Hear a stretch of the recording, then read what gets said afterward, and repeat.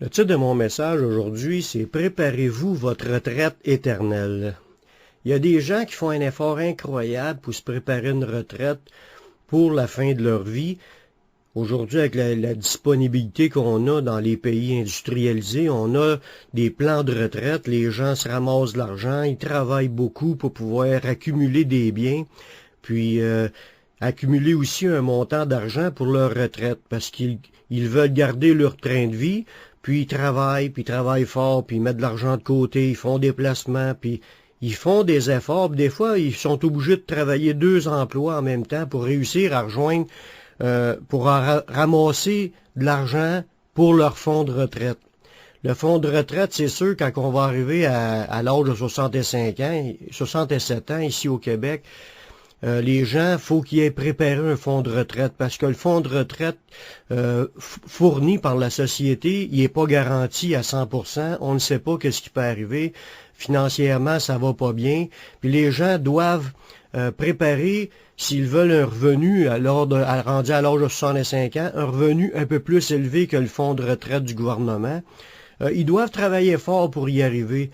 Puis, il y a des gens vraiment qui prennent ces choses-là au sérieux, puis ils travaillent, puis ils ramassent de l'argent. Puis, c'est sûr qu'on travaille beaucoup pour notre vie terrestre, pour les plaisirs, les loisirs, puis nos activités, parce que ça a une grande place dans notre vie. Puis aussi, notre fonds de retraite, il y a une place dans la vie de beaucoup de personnes, parce qu'on se dit, ben il nous reste, on a juste une vie à vivre, puis si on vit 15 ans, 20 ans de retraite, mais ils veulent s'assurer qu'ils ont une retraite bien fondée, bien établie. Mais la Bible nous parle d'une vie après la mort. La Bible nous parle qu'il y a une continuité de vie après cette vie. Puis, si on voit ça dans Jean 5, le verset 28, que Jésus nous dit, « Ne vous étonnez pas de cela, car l'heure vient où que tous ceux qui sont dans les sépulcres entendront sa voix puis en sortiront. Ceux qui auront fait le bien ressusciteront pour la vie, mais ceux qui auront fait le mal ressusciteront pour le jugement. » La Bible nous déclare dans ce passage, mais pas juste dans ce passage-là, mais dans ce passage-là, que tous vont sortir du tombeau. Ça dit au verset, tous ceux qui vivent dans les sépulcres, tous ceux qui sont dans les sépulcres, tous ceux qui sont enterrés, entendront sa voix et vont sortir.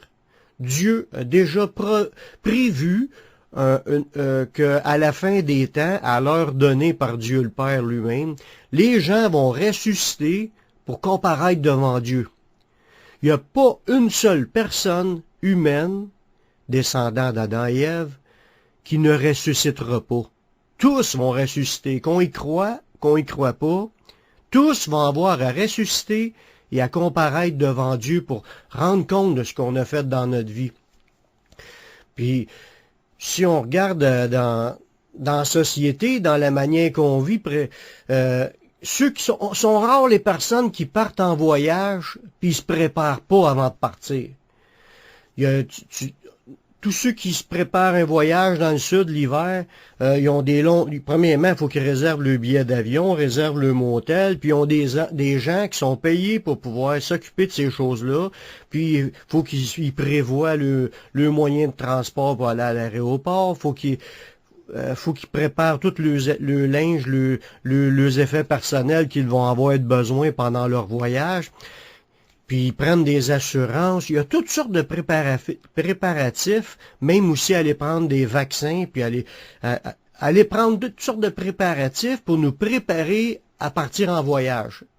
Parce qu'on ne veut pas se retrouver rendu là-bas, en voyage, puis se retrouver qu'il nous manque des choses, ou se retrouver qu'on n'a pas préparé telle et telle chose, puis que ça pourrait avoir des conséquences désastreuses.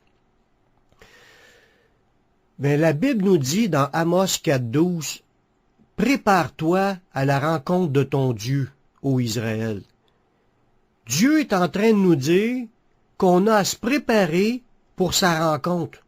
Je vous ai dit tantôt que tous vont ressusciter, tous vont entendre sa voix, tous vont se ressusciter, tous vont être rendus comme vivant dans l'autre dimension, dans ce qu'on appelle le royaume de Dieu, dans la vie éternelle, qui fait plus partie de cette vie terrestre.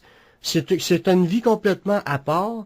On va débuter un voyage sans fin, un voyage éternel sans fin, avec Dieu et avec les gens qui nous entourent.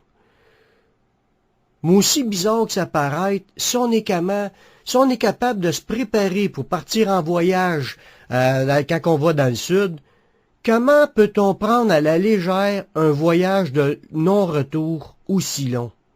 Quand on pense qu'on va rentrer dans l'éternité, puis qu'on va vivre une vie sans fin. La mort, c'est un très long voyage. Mais quels sont les préparatifs pour ce genre de voyage? Est-ce qu'il y a des choses que je dois me préparer d'avance avant d'entrer dans la vie éternelle, avant de mourir?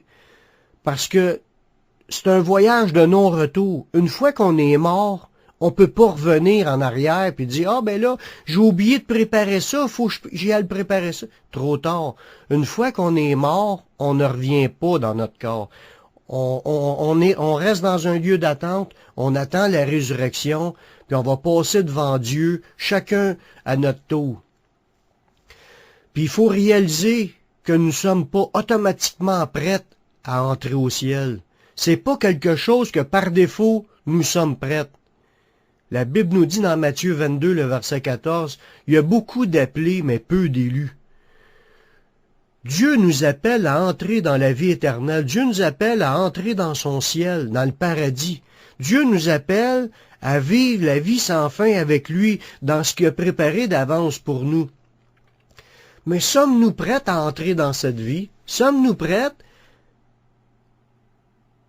à ce que Dieu nous a demandé de se préparer dans sa parole, ce qui va nous amener à être reçus et bien préparés pour être au bon endroit? Savez-vous qu'il y a des gens qui ont une fausse espérance des choses à venir? Ils croient en des choses qui n'est pas biblique. Ils croient en des choses qui se sont forgées eux-mêmes dans leur pensée, ou ils croient dans des choses qu'ils ont entendues dans telle et telle religion, puis qu'aux yeux de Dieu, ça se produira pas comme ça. Il y a des gens qui ont une fausse espérance à cause des enseignements erronés de leur religion. Même au temps de Jésus, c'était comme ça.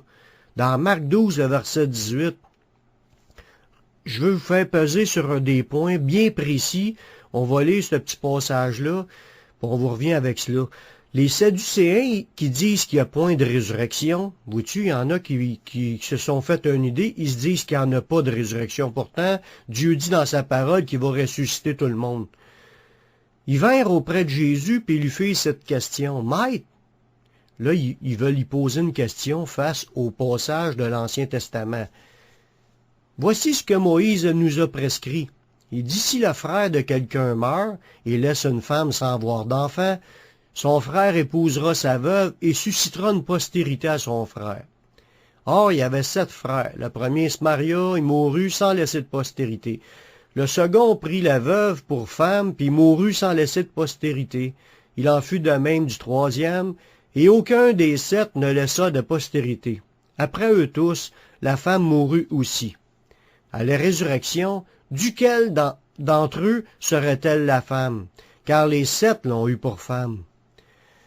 Puis là, on voit que les gens ne croyaient pas à la résurrection, mais étaient en train de dire, ouais, mais dans la Bible, c'est écrit quand on meurt, puis que on n'a pas laissé d'enfant, que notre frère pouvait marier notre femme, puis nous laisser une postérité.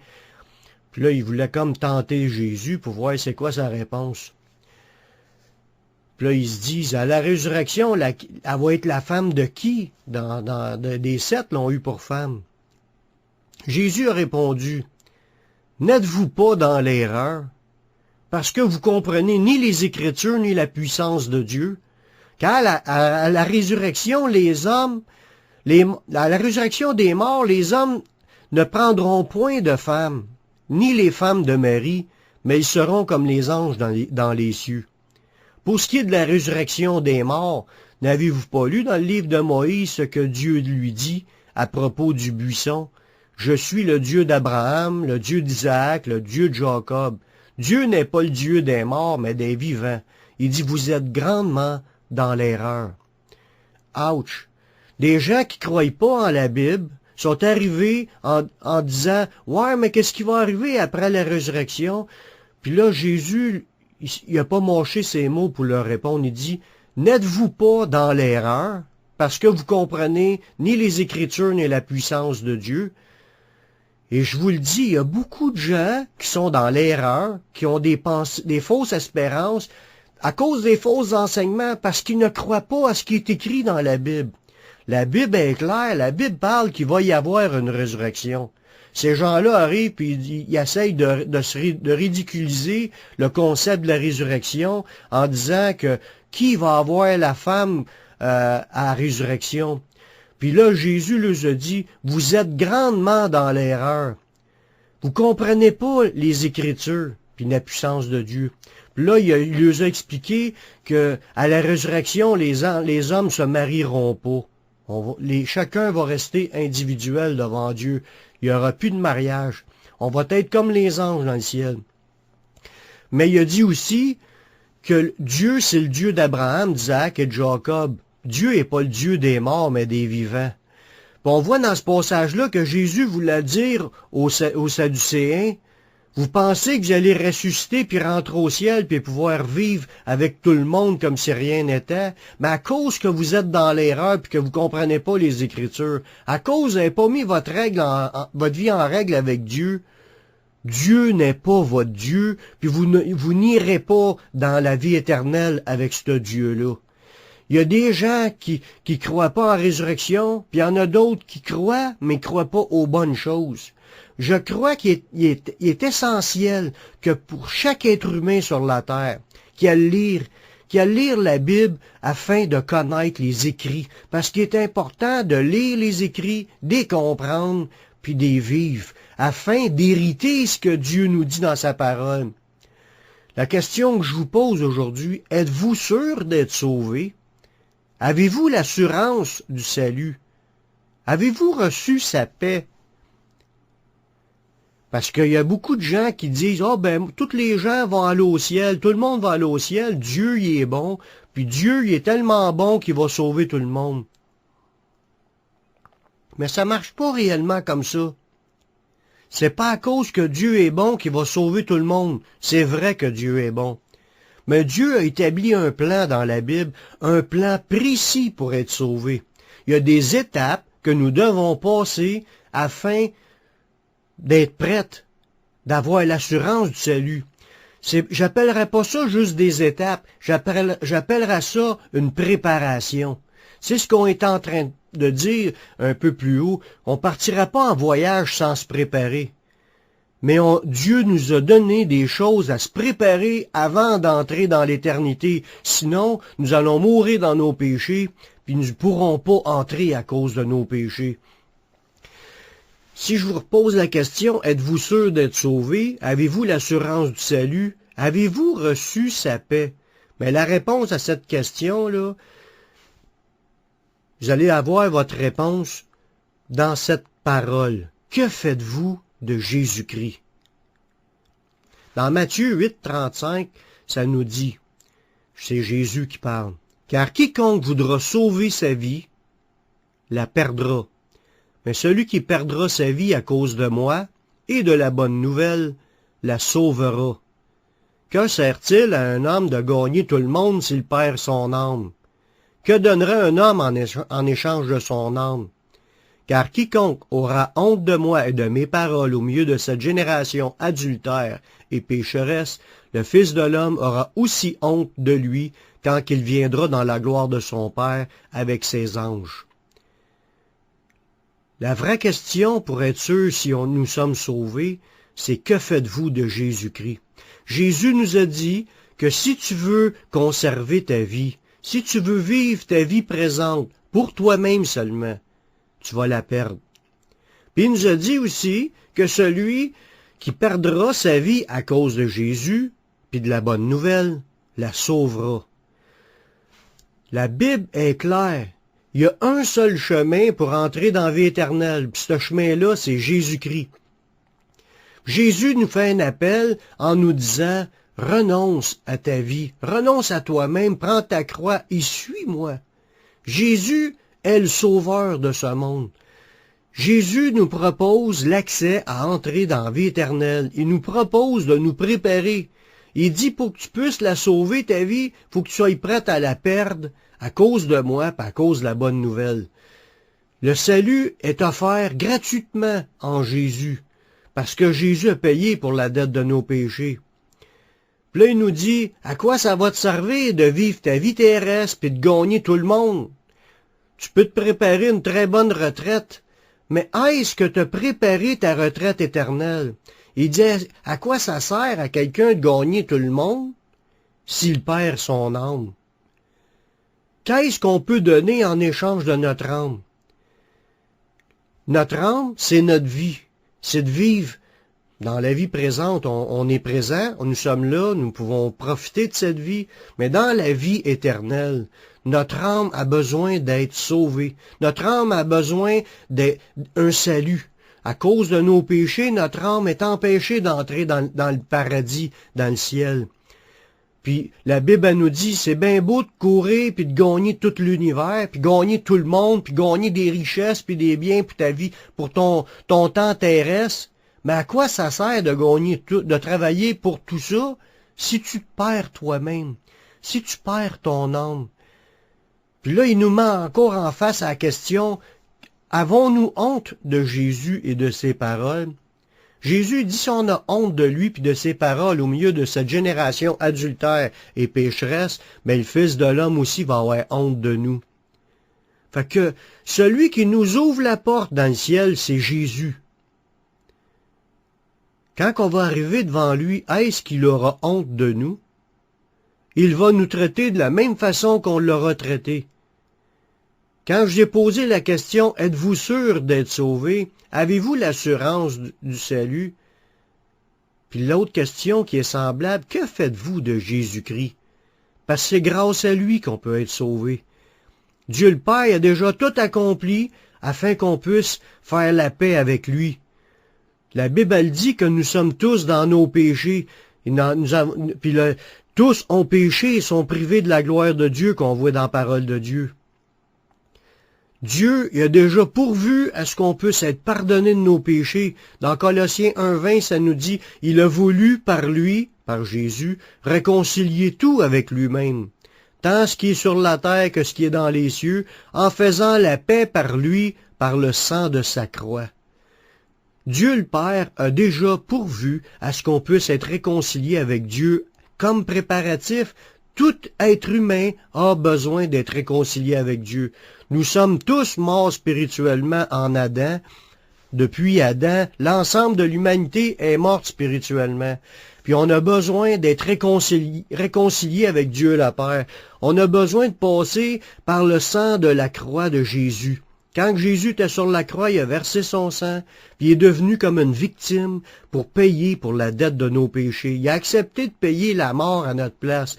Jésus est venu pour nous réconcilier avec Dieu le Père. Dieu a déjà accompli tout ce qui était nécessaire pour qu'on puisse être réconcilié avec lui, pour nous donner le pardon de nos péchés, puis qu'il n'y a rien qui nous empêche d'entrer dans la présence de Dieu.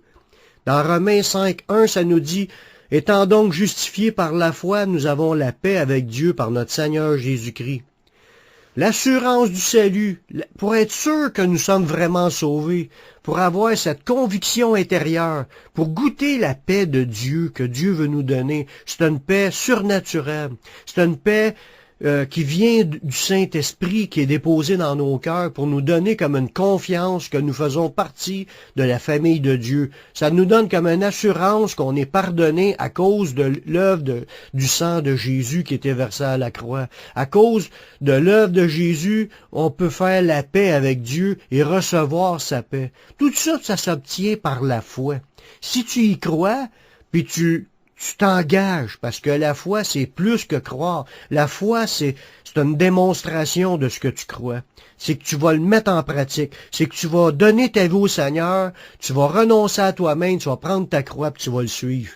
tu vas renoncer à ta vie, tu vas perdre ta vie à cause de Jésus puis de la bonne nouvelle. Tu vas vouloir devenir son disciple à cause qu'il t'offre ce pardon, puis là, tu vas l'aimer en retour, puis tu vas lui donner ta vie, puis tu vas marcher jusqu'à la fin de ta vie dans cette foi qui va t'amener à avoir une assurance intérieure pour te dire « Je suis un pardonné, je suis déjà préparé parce que j'ai accepté Jésus, puis je me suis engagé à le suivre et à le servir. » Puis là, ensuite, une fois que tu as reçu ce cadeau-là par la foi, que tu as reçu le cadeau de la vie éternelle, là, tu vas préparer ta retraite céleste en te ramassant des trésors dans les cieux, des trésors dans les lieux célestes. Parce qu'il n'y a pas juste les trésors terrestres. C'est bien beau de ramasser une retraite pour le 10, 15, 20 ans qu'on a à vivre sur cette terre après notre retraite. Mais c'est encore bien plus important de préparer notre retraite éternelle, préparer le temps qu'on va vivre dans le ciel. Notre préparation commence par pouvoir entrer. Premièrement, il fallait passer par Jésus, croire en son pardon, puis de l'accepter, puis de s'engager à le suivre, à le servir. Là, ça t'assure de faire partie de ceux qui vont vivre éternellement. Mais préparer sa retraite, c'est encore beaucoup plus que ça. Ta retraite éternelle, c'est que tu as la grâce, par la volonté de Dieu, de te ramasser des récompenses éternelles. Tu vas te ramasser une richesse dans les cieux qui va t'attendre que lorsque tu vas arriver l'autre bord, non seulement tu vas avoir entré à cause de l'œuvre de Jésus, mais en plus de ça, tu vas t'avoir ramassé des richesses que tu vas pouvoir profiter éternellement dans ce fonds de pension éternel-là. Ça nous dit dans Matthieu 6, le verset 19, « Ne vous amassez pas des trésors sur la terre, où ce que la teigne et la rouille détruisent et où les voleurs percent et dérobent, mais amassez-vous des trésors dans le ciel, où la teigne et la rouille ne détruisent point, et où les voleurs ne percent ni ne dérobent.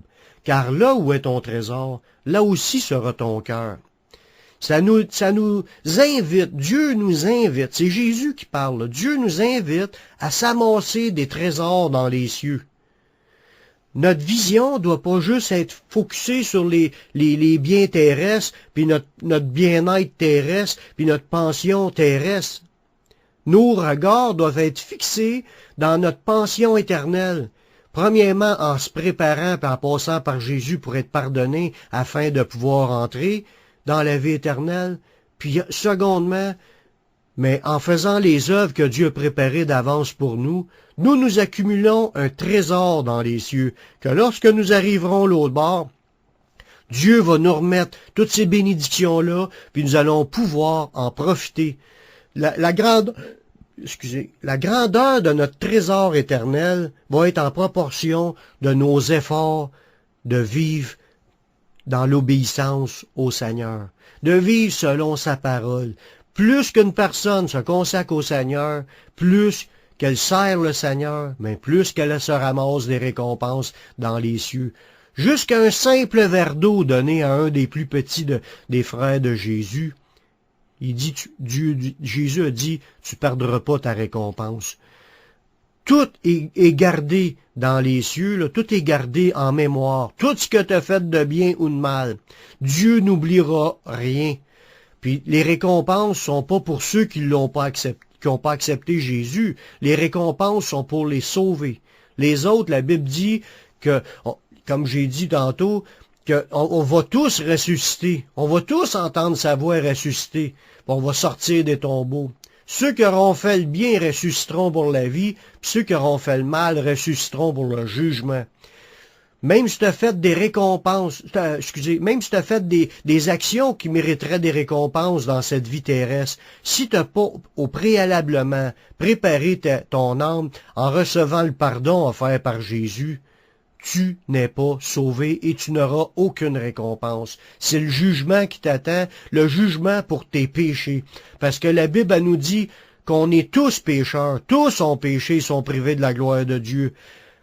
Fait que quand on arrive l'autre bord, soit qu'on arrive dans nos péchés, puis qu'on n'y avait pas été pardonné, puis qu'on en rende compte pour nos péchés au jugement, ou on meurt pardonné, puis là, on passe devant le jugement, pas pour le jugement, c'est pas le même jugement. On passe devant le trône de Christ, le tribunal de Christ, pour recevoir selon le bien ou le mal qu'on aura fait. C'est pour les récompenses, c'est pour recevoir ton trésor, ce que tu as préparé sur la terre par la foi, en marchant avec le Seigneur, en communion avec le Seigneur, puis en obéissant au Seigneur, ben, les récompenses t'attendent pour l'éternité. C'est un trésor qui ne se détruira point, puis que personne ne va pouvoir dérober. L'autre bord, nos richesses ne se corrompront pas, ne se pourriront pas. Il n'y a pas de teigne puis de rouille. Il n'y a pas rien qui va détruire nos richesses. C'est quelque chose de durable et d'éternel. Puis Dieu nous invite à penser aux choses célestes, à s'arrêter aux choses célestes, puis à travailler en fonction du royaume et la justice. Parce que là où est notre trésor, mais là aussi va être notre cœur. Puis si notre trésor est juste dans les choses d'ici-bas, notre cœur va être là-dedans. Mais si notre trésor est dans les choses célestes, ben notre cœur va y être, puis nous allons travailler de tout notre cœur à pouvoir se ramasser des richesses éternelles. Jésus nous encourage à mettre nos efforts pour son royaume, pour ses œuvres qu'il a pour nous. Dans Jean 6, 27, ça nous dit « Travaillez non pour la nourriture qui périt, mais pour celle qui subsiste, pour la vie éternelle, et que le Fils de l'homme vous donnera, car c'est lui que le Père, que Dieu a marqué de son sceau. » Voyez-vous, Jésus a des œuvres, il y a des choses qu'il a préparées d'avance pour tous ceux qui l'aiment. Puis ces œuvres-là, c'est les œuvres qui proviennent de lui, des œuvres qu'il a préparées d'avance afin qu'on les pratique. Mais au préalablement, notre préparation pour ce grand voyage éternel, il faut passer par Jésus pour recevoir le pardon, parce que Jésus, son sacrifice, nous assure d'être pardonnés de tous nos péchés. Ensuite, nous lisons la Bible pour connaître sa volonté, puis là, son esprit va nous conduire dans les œuvres que lui a préparées d'avance pour nous, des œuvres qui nous fera accumuler un trésor éternel. Je vous repose la question du message. Préparez-vous votre retraite éternelle? Avez-vous préparé votre retraite éternelle? Avez-vous mis votre vie en règle avec Dieu? Êtes-vous prête à le rencontrer? Avez-vous fait la paix avec Jésus-Christ? Avez-vous reçu son pardon? Vous êtes-vous engagé à le suivre et à le servir tous les jours de votre vie? Lisez-vous la Bible pour connaître le chemin, connaître sa pensée, connaître sa volonté? Pratiquez-vous la vie chrétienne?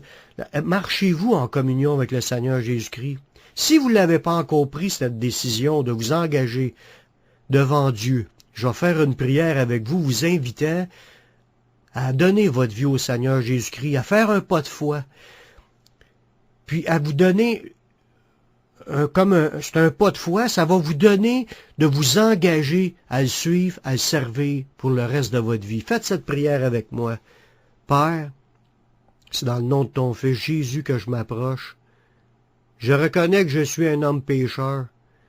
Je reconnais que je mérite rien. Je reconnais que je suis perdu.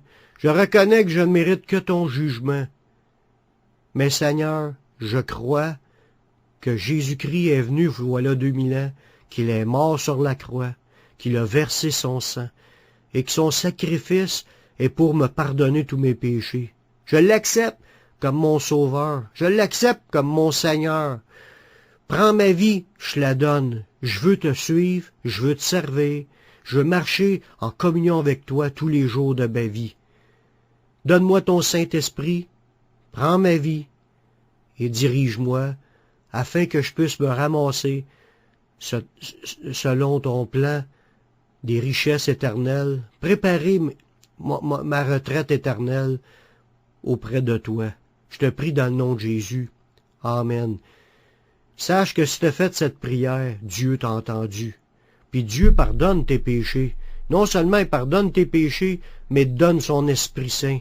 Puis son Esprit Saint veut te conduire. Lorsque tu liras la Bible, il va te révéler sa pensée, puis tu vas pouvoir obéir. Je t'encourage à aller dans une église évangélique pour aller entendre des enseignements bibliques, aller entendre les paroles de révélation de la parole de Dieu, puis aussi aller fraterniser avec des frères et sœurs qui ont pris le même engagement que toi d'accepter Jésus, puis de le suivre et de le servir. Puis je t'encourage aussi à aller sur mon site publication-évangélique.com où ce que tu vas trouver une foule d'enseignements qui vont t'aider à grandir spirituellement. Je vous remercie d'avoir été à l'écoute. Que Dieu vous bénisse. À la prochaine.